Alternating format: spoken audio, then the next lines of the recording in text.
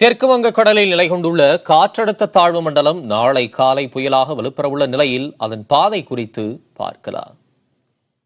நிவர் புயல் கடந்த 26ஆம் தேதி அதிகாலை கரையை கடந்ததை தொடர்ந்து 28ஆம் தேதி தெற்கு வங்கக்கடலில் புதிய காற்றழுத்த தாழ்வு பகுதி உருவாகியிருப்பதாக சென்னை வானிலை ஆய்வு மையம் தெரிவித்தது.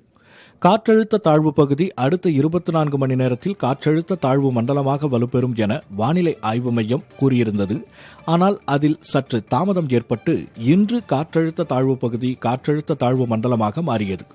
காற்றழுத்த தாழ்வு மண்டலம் புயலாக வலுப்பெற்றால் புரெவி என பெயர் சூட்டப்படும்.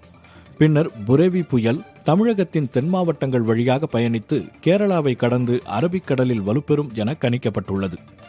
இதனால் தமிழகத்தில் தஞ்சை, திருவாரூர், நாகை, புதுக்கோட்டை, ராமநாதபுரம், நெல்லை, தூத்துக்குடி மற்றும் கன்னியாகுமரி மாவட்டங்களில் செவ்வாய்க்கிழமை கனமழை பெய்யும் என வானிலை ஆய்வு மையம் தெரிவித்துள்ளது.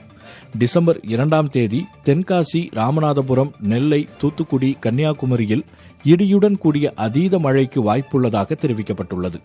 அன்றைய தினம் புதுக்கோட்டை, சிவகங்கை, விருதுநகர், தஞ்சை, திருவாரூர், நாகை மற்றும் காரைக்கால் மாவட்டங்களில் மிக கனமழையுடன் மணிக்கு 45லிருந்து 55 கிலோமீட்டர் வேகத்தில் காற்று வீசக்கூடும் என எச்சரிக்கப்பட்டுள்ளது. டிசம்பர் 3ஆம் தேதி தென்காசி, நெல்லை, தூத்துக்குடி, கன்னியாகுமரியில் அதீத மழைக்கும், சிவகங்கை, விருதுநகர், ராமநாதபுரத்தில் மிக கனமழையுடன் 65 கிலோமீட்டர் வேகத்திற்கு காற்றும் வீசக்கூடும் என்றும் வானிலை ஆய்வு மையம் தெரிவித்துள்ளது.